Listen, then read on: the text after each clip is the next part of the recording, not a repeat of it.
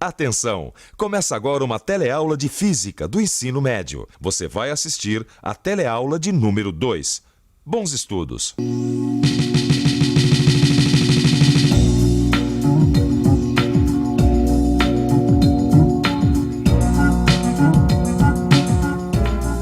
Oi, você viu futebol do final de semana? Tem torcedor reclamando da barreira até agora. Não, olha, foi um joguinho disputado. Eu vi pela televisão e estava lendo aqui na revista, vou te contar. O placar continuava 0-0. Aí aos 45 minutos do segundo tempo, o juiz marca uma falta na entrada da área. Não, era meio gol. Ele conta os 10 passos regulamentares. E aí começa aquela confusão de sempre. Barreira, avanço, batedor da falta reclama, o juiz dá cartão amarelo, mas não adianta. Então o juiz autoriza a cobrança e a torcida fica na maior expectativa. E gol! Gol que nada, bola na barreira que avançou pelo menos 1 metro. Bom, coisas de futebol. Fazer as medidas mais ou menos já faz parte do jogo, mas nem sempre as coisas podem ser assim. Você, por exemplo, compraria um terreno medido como um juiz de futebol mede a distância de uma barreira? Eu não. Às vezes é necessário uma precisão maior nas medidas.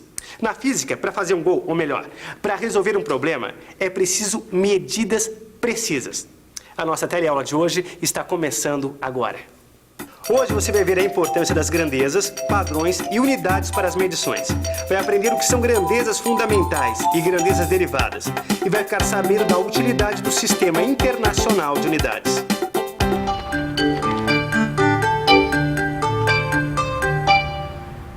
Oi, olha, eu não sou uma fanática por futebol, mas essa história de barreira vem bem a calhar.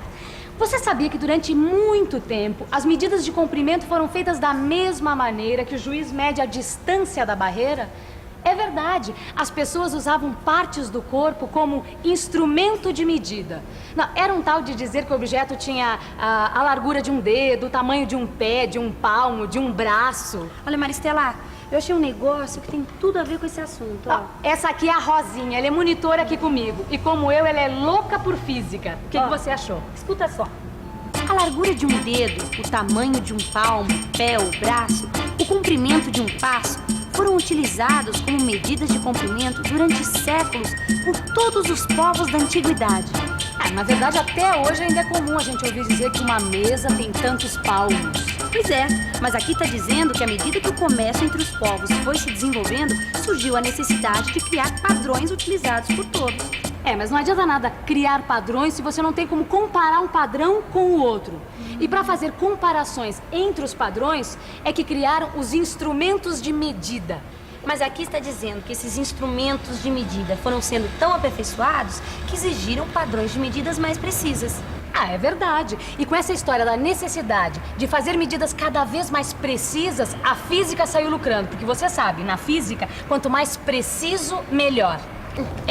Mas a gente não pode esquecer que existe um montão de grandezas, padrões e unidades. E que a física não trabalha com todas essas grandezas, padrões e unidades. Verdade, a Rosinha tem toda a razão. A física procura trabalhar com o menor número possível de grandezas, padrões, unidades. É para simplificar suas tarefas, para facilitar a vida de quem trabalha com a física e precisa trocar informações a toda hora. Bom, mas vamos começar do começo. Esse negócio de medir as coisas tem um limite, não é? Afinal, nem tudo pode ser medido, não é mesmo? Por favor, cidadão, você poderia me dizer qual a quantidade de preguiça que você tá hoje? 80%. Muita. E qual a quantidade de amor que você tem pra dar? 100%. 100%. Tô cheia de amor pra dar, meu filho. O coração tava cheinho de amor pra dar, viu? Quer um pouco? E ainda, qual a quantidade de felicidade que você teve essa semana? 40%. Essa semana eu tive só desgosto, só tristeza, me roubaram a bicicleta, essa aqui já é outra. Várias felicidades. É claro que isso é uma brincadeira. A gente não pode medir a quantidade de preguiça de uma pessoa, o amor que ela tem pra dar ou ainda a sua felicidade. Para os físicos, isso é impossível de se medir porque amor, preguiça e felicidade não são grandezas físicas. Grandeza física é tudo aquilo que pode ser medido e assim pode ser representado por um número e uma unidade. E voltando ao jogo de futebol, a gente encontra diversas grandezas físicas. Dá só uma olhada. A bola deve ter entre 400 e 500 gramas, deve estar a 9,15 metros da barreira e a partida deve durar 90 minutos. Ou seja, aqui estão implícitas 3 grandezas físicas e suas unidades. Bom, para não ficar nenhuma dúvida, vamos ver esses exemplos um por um. No caso da bola, a grandeza física é a massa e a unidade, o grama. No caso da posição da barreira em relação à bola, a grandeza física é a distância e a unidade, o metro. E por último, a duração do jogo. A grandeza física é o tempo e a unidade, o segundo. Massa, distância e tempo são exemplos de grandezas fundamentais. E essas grandezas fundamentais dão origem a outros tipos de grandeza, muito comuns no nosso dia a dia. Quer ver só? Nesses anúncios de apartamento para vender, uma das informações mais importantes é a área. A área é uma grandeza definida a partir da distância, que é uma grandeza fundamental. Uma das unidades de área é 1 metro quadrado, que vem do metro. Outro exemplo, um participante do rally percorreu 120 km de um dos trechos do percurso em 2 horas. Ou seja, sua velocidade média foi de 60 km por hora. A velocidade é definida a partir da distância e do tempo, 2 grandezas fundamentais. Sua unidade, nesse caso, é o quilômetro por hora. Por serem definidas a partir das grandezas fundamentais, elas são chamadas de grandezas derivadas. Grandezas derivadas e unidades derivadas. Bom, será que é isso? Ó, o metro quadrado deriva do metro. O quilômetro por hora deriva do metro e do segundo. É isso mesmo, Maristela? Perfeito, Rosinha, é isso mesmo. Grandezas derivadas e unidades derivadas. Mas veja bem, a gente usou a área e a velocidade apenas como exemplos. Tá cheio de grandezas derivadas por aí, como a força, a aceleração, a densidade e muito mais. Bom, mas vamos deixar isso para depois, para outras teleaulas, tá bom? Agora o importante é saber que existem grandezas fundamentais e grandezas derivadas. Ah, mas peraí. A gente acabou de dizer que para esse negócio de medidas funcionar de acordo, todo mundo precisa usar as mesmas grandezas, padrões e unidades. Senão não, né? Não dá para comparar. Mas é exatamente sobre isso que eu estava lendo aqui, Rosinha. Até algum tempo atrás, não existia um conjunto de unidades fundamentais que fosse reconhecido e adotado por todo mundo. Cada lugar media de um jeito e era uma complicação. Mas isso começou a mudar em 1948, quando esse conjunto começou a ser estabelecido. Em 1960, ele recebeu o nome de Sistema Internacional de Unidades, o famoso SI. E olha aqui estão as 7 grandezas fundamentais determinadas pelo Sistema Internacional de Unidades, o SI. Delas é que derivam todas as outras. Lê aqui pra gente. Então vamos lá. As 7 grandezas fundamentais estabelecidas pelo SI são comprimento, massa, tempo, corrente elétrica, temperatura, quantidade de matéria, intensidade luminosa. Você já sabe, mas é bom reforçar 3 unidades fundamentais do SI. O padrão de comprimento é o metro e o seu símbolo é o M minúsculo. O padrão de massa é o quilograma, símbolo KG minúsculos. E o padrão de tempo é o segundo, cujo símbolo é o S, também minúsculo. Agora, com essas unidades fundamentais, dá para deduzir algumas derivadas, não dá? Vamos pensar um pouco. Peraí, deixa eu ver. Unidades derivadas do SI. Ah, já sei. A área é uma grandeza derivada. Sua unidade é o metro quadrado, simbolizado pela letra M elevada ao quadrado. Então o volume também é metro cúbico, M elevado ao cubo. Ah, a velocidade. Unidade, metro por segundo. E símbolo, M/S. É claro que tem muitas outras, mas para começar, 3 já está muito bom. Eu estava lendo uma reportagem traduzida do inglês que fala sobre milhas, jardas, pés, polegadas, que são algumas unidades práticas que ainda são usadas em alguns países. Só que essas unidades não fazem parte do sistema internacional.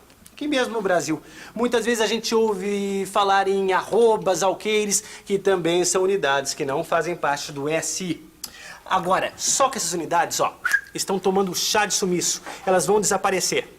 Mas se você quiser saber a relação dessas unidades com as unidades do SI, tem um quadro no seu livro de estudos. Isso tem tudo a ver com o que a gente vai estudar agora. Calma que eu explico. A gente já falou de grandezas, de padrões e de unidades. E viu que uma grandeza física pode ser representada por um número e uma unidade. Pois então, chegou a hora da gente falar dos números e seus algarismos significativos. Dá só uma olhada. Imagina que o diâmetro desse lápis foi medido 3 vezes e chegou-se aos seguintes resultados: 7 milímetros, 7,1 milímetros e 7,15 milímetros. Qual desses resultados será o correto? O que você acha, hein, Rosinha? Ah, eu não sei não, mas eu acho que todas podem estar corretas, hein? Todas, pois sabe que a Rosinha tem razão. Todas as medidas podem estar certas. Isso porque a medida depende do instrumento de medida usado. Vamos ver, se o diâmetro do lápis for medido com uma régua comum, que é graduada em centímetros e milímetros, dificilmente o resultado vai ser expresso em mais de 2 algarismos. Nesse caso, 7 milímetros parece uma resposta adequada.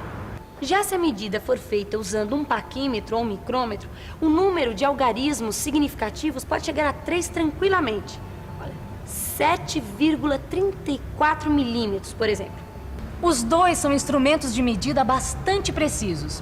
Mas para você ver como esse negócio de medição depende de várias coisas, eu e a Rosinha resolvemos fazer uma experiência. Medimos o mesmo lápis com o mesmo paquímetro e olha só o que aconteceu. A Rosinha obteve como resultado 7,34 milímetros e eu 7,37. Você pode ver que a gente tem certeza do 7 e do 3. Já o terceiro algarismo é um algarismo duvidoso. Mas atenção, todos os algarismos obtidos numa medição são algarismos significativos, incluindo esse que é duvidoso. E para chegar a um acordo, eu e a Rosinha decidimos fazer uma média aritmética com os resultados. É só somar os 2 resultados e dividir por 2. Resultado: 7,355 milímetros. Ora, mas se a gente só tinha certeza de 2 algarismos, não tem sentido expressar o número com 4. É por isso que, nesse caso, Rosinha, nós devemos desprezar o último algarismo da média, o 5. Só que aqui nós temos uma regrinha. Quando o algarismo desprezado é maior ou igual a 5, nós devemos acrescentar 1 ao último algarismo. Assim, a nossa medida vai ficar igual a 7,36 milímetros. Entendeu? Que tal a gente fazer mais medidas do lápis? Ótima ideia! Quanto mais medidas forem feitas, melhor será a média que representará o valor do diâmetro do lápis.